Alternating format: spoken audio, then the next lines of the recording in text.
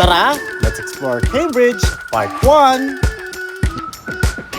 We've been waiting for so long. We've been waiting for this time to begin. We ain't getting any older. Kinda feel a little younger.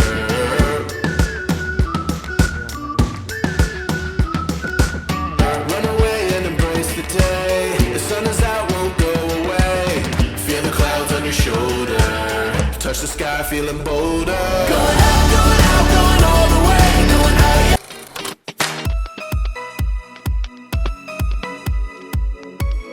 Hi guys, I'm Julius. And I'm Tristan. We're chasing adventures one stop at a time. Welcome to our travel vlog.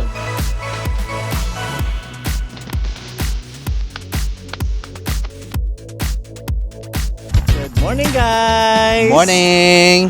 We will go to Cambridge! So today, sasakay tayo ng bus going to Elizabeth Line.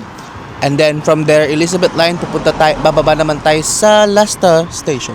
What?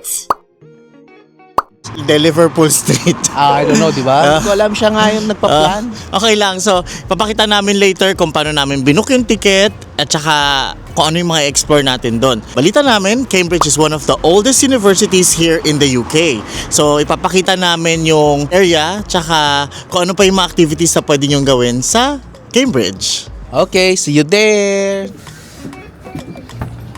Morning. Thank you. Fun fact! Cambridge is made up of 31 autonomous colleges, each with its own traditions, dining halls, and even rivalries. Ito tayo sa Elizabeth Line.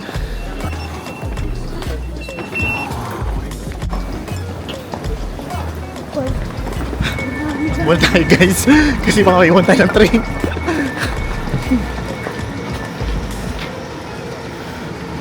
Rush hour ngayon. So dapat rush din tayo. Haba tayo. So alam niyo na to guys, when in London, keep right sa escalator. Usually, people go rush on the left side. Yan.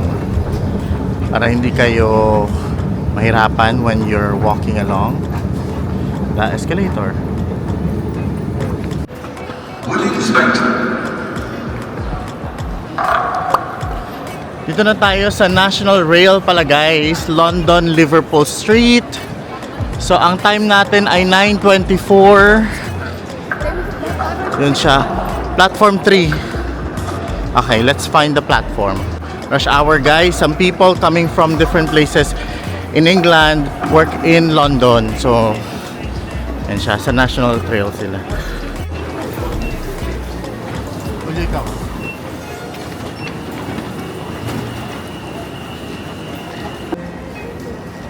So ito yung train na sasakyan namin.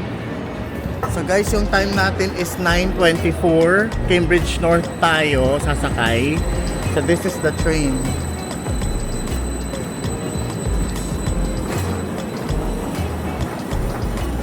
From our ticket, no assigned seats siya. So we can just look for convenient seats for us.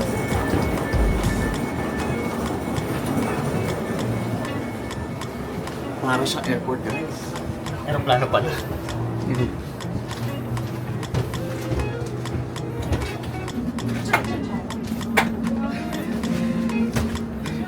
Hello mga Kalakwatsa, andito na tayo sa train natin going to Cambridge.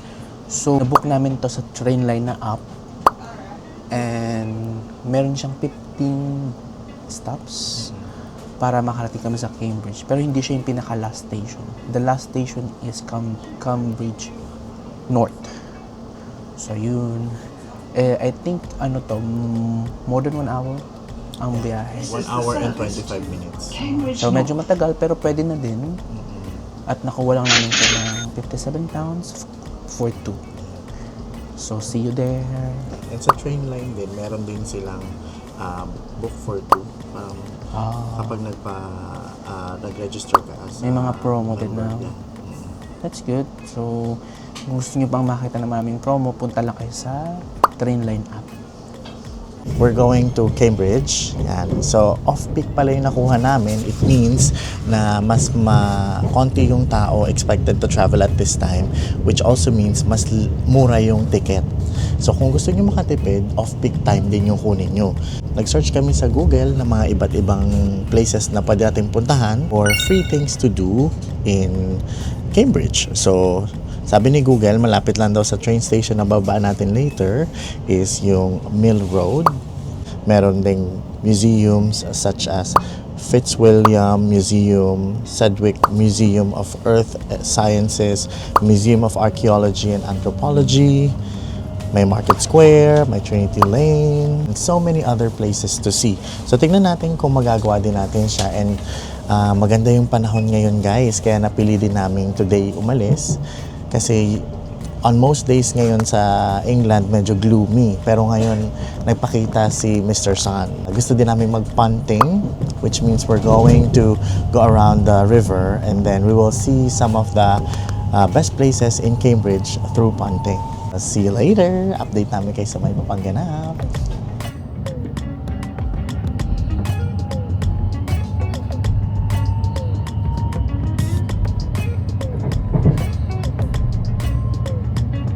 So one way para makatipid sa trip is nagbabaon kami ng sandwich. Yun. And then some water.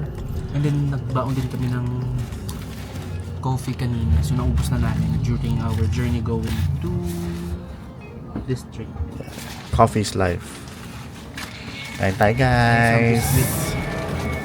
Ayan, may biskwit. Filipino. Hyro favorite. Coming from Philippines. Ganda na araw guys. Thank you Lord for sunshine. Green fields.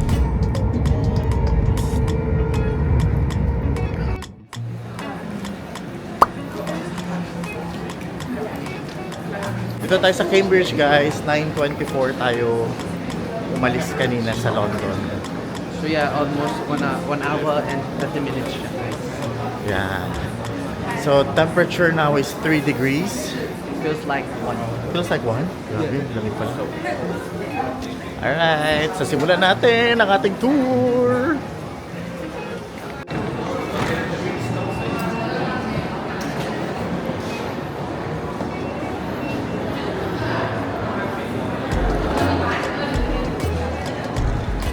Wow! Ang lamig! Lamig! Natin pupuntahan ay Mill Road. It's just, ay shucks, few minutes walk from here. So, simulan na natin. Gusto nyo mag-punting guys, meron na ditong mga nag-aalok ng tickets if you wanna do punting. Yan sila, nasa labas. We start and finish always in the same place by Darwin College, but you're going to pass 8 colleges, 9 university bridges. If you're cold, there's always blankets. Bring some teas, coffees, drinks. We only have at the moment 11 o'clock and 12 o'clock.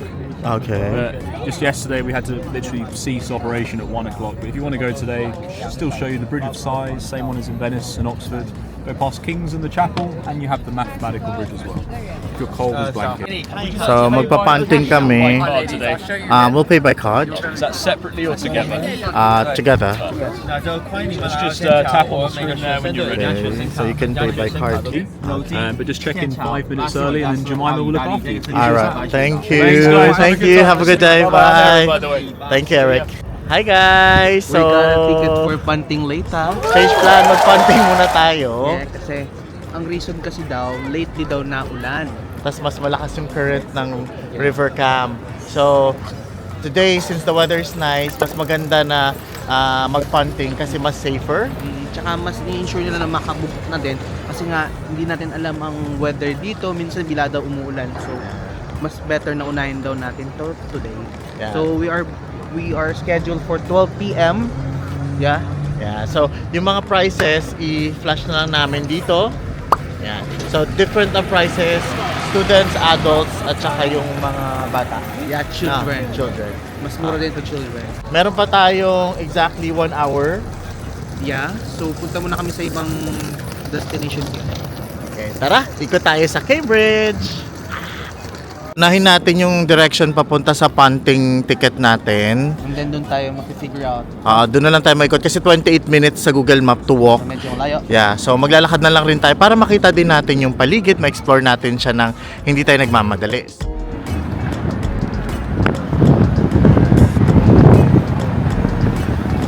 Guys, alam nyo, kahit na maaraw, sobrang lamig yung feeling. Kanina paglabas namin ng train, I feels like 1. Pero feels like -1. Ngayon feels like -1. Pero ang araw, di ba? Uso check. Wala. Ay, walang uso check kasi maaraw. Pero masakit sa kamay, so kung meron kayong gloves at ganito yung weather, it's best to wear some gloves. We're here at Our Lady of the Assumptions and the English Martyrs Rectory. Ang ganda niya, see? Grabe. Alam nyo ba mga Kalakwatsa, this is a cherry blossom tree. Nag-start na siya mag-bloom. Look at that. See? Ganda. So, hindi pa yung panahon ngayon, pero unti-unti na siya nag-bloom. May mga buds na siya, no? Buds. Maganda to kapag full bloom.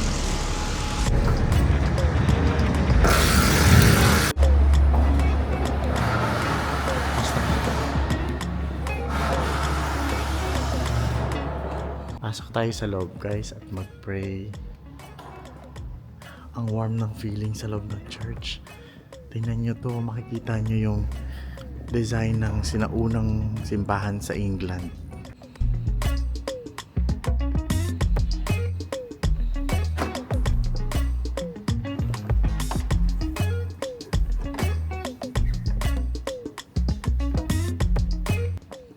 Fun fact!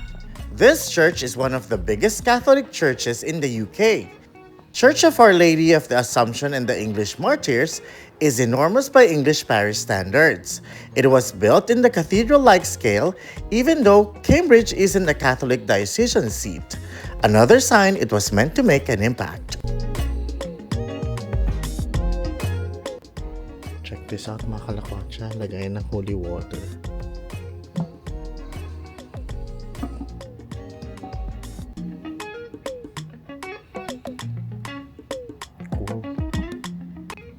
So dito, pwede rin kayo mag-tap ng donations sa church. Lalagyan nyo lang yung amount and then itatap nyo siya dito.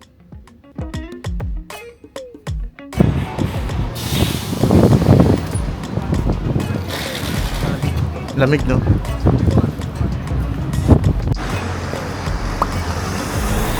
Cambridge University Department of Engineering naman to, guys.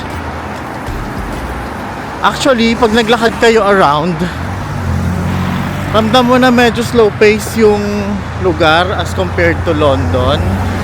Pero hindi siya super laid back compared sa other towns outside London.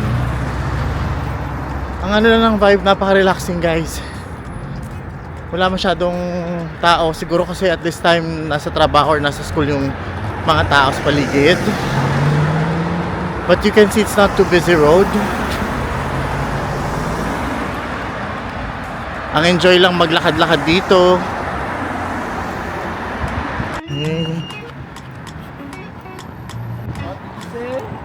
You're navigating well. Good job.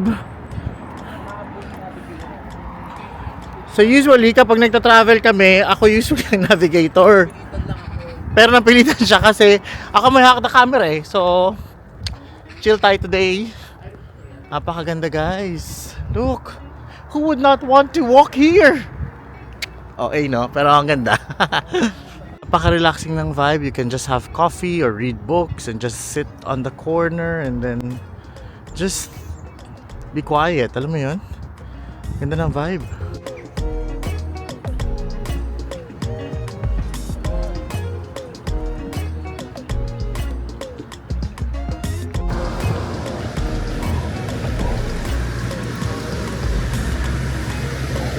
Yun ba yun? Punting location natin, guys. Grantham Moorings.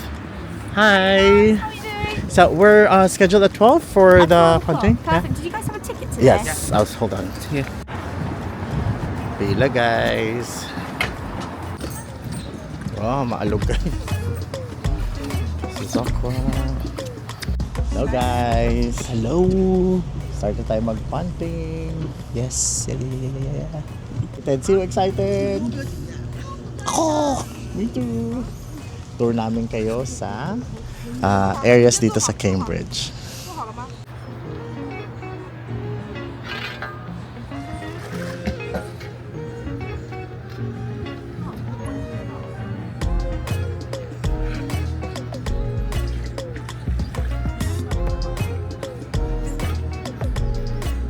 Saan po tayo kaya siguro medyo nakasubmerge.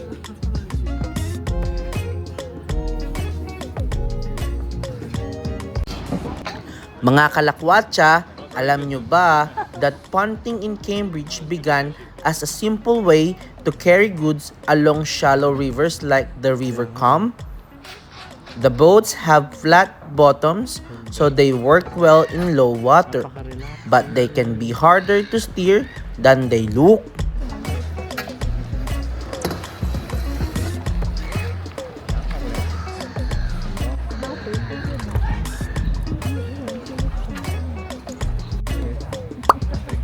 Mathematical bridge daw to guys.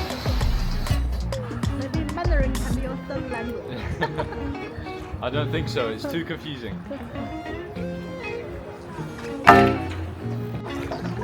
It's my brother, he's the worst punter in the world. William, what's the current? He's building his Cambridge 5 years in a row. This one? It was actually designed by a former Oxford student, which explains quite a lot. Oh yeah. He apparently made it very ugly on purpose because he didn't like Cambridge. They're trying to go against the school. Yeah, he claims he was trying to mirror the trees on this side of the river. It I don't really does. know what went wrong there. The fact that he was on a lot of drugs at the time probably didn't help. But he has now been banned from designing another building in Cambridge, so we're safe for now. More study. Mga Kalakwatsa, punting in the River Cam became popular in its modern leisure form in the late 1800s and early 1900s, when it shifted from working transport method into a recreational activity for visitors and students in Cambridge.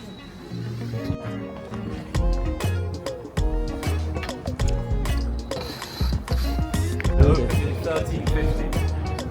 And this is where Stephen Hawking studied. Stephen Hawking.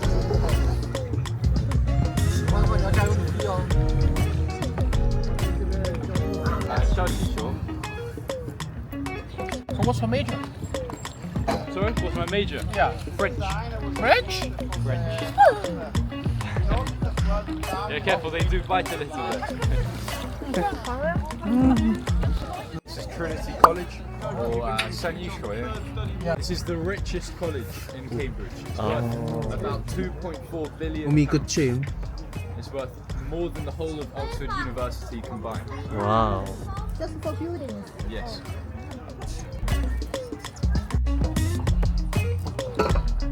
Where's here?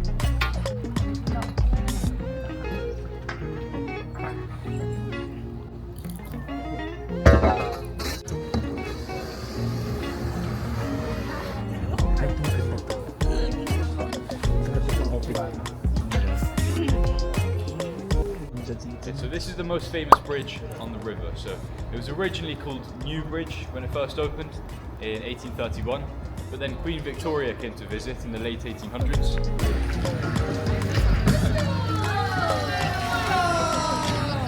Remember, Oh yes, that's where we took last time. Sorry, I'm trying not to splash you too much. Nakaka-relax guys, yung hangin, medyo malamig. Tapos tahimik lang. Parang perfect na matulog. mag-siesta lang kami. Mag-siesta, makatulog ka ganyan, no? Diba? Sabi ko may food. Oo. Habang ito yung view mo. Look at the view guys. Diba? Very cinematic. Ooh.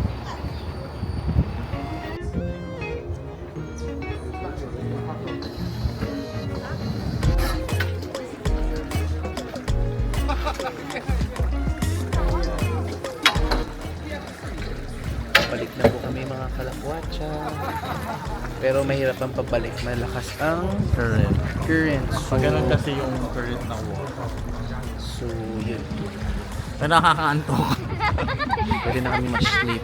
Kung medyo trentahin ka na, yung ganito activity, medyo antok-antok ka na. Pero masaya. Saya, sulit ang 20 pounds. Tapos na tayo sa Punting, mga Kalakwatsa. We're done. How was it? Sobrang saya. Relaxing siya. Sobra. At saka ang lamig. Kasi -1 ba naman? -1 pa naman today. Pero maganda tong gawin, I think, here during summer. Spring, summer, yan, maganda. Kasi full bloom na din yung mga bulaklak during spring. Tapos yung halaman, very lush green siya during summer. Pero today meron din siyang ibang charm.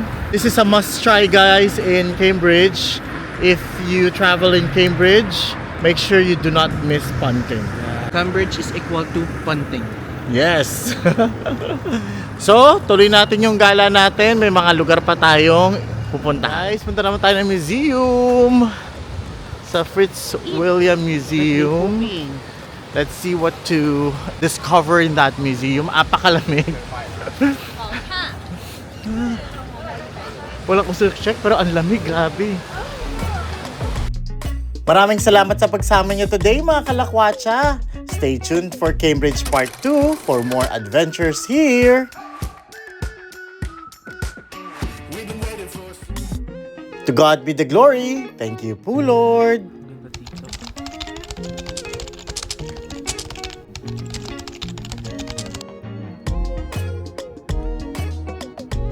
If you enjoyed our adventure today, please don't forget to like, subscribe, and comment kayo kung anong paborito niyong part sa Cambridge tour today. Check out these videos for more travel adventures.